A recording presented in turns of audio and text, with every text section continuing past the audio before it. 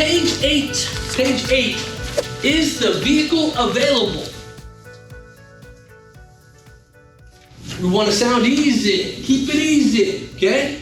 Now, if you don't think the vehicle is available, you don't want to say that vehicle's sold, okay? We're never going to lie to anybody. We always want to double check though, okay? So if you think the vehicle is not available for any reason, write this down, please. Make sure you expand your inventory. You expand your inventory. You make the inventory bigger. Okay, you are calling on that 2015 Durango that you saw on our website. I can check on that vehicle for you. Won't take me long to check on that at all.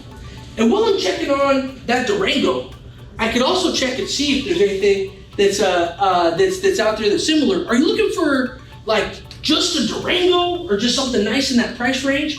You want to make that inventory big, okay?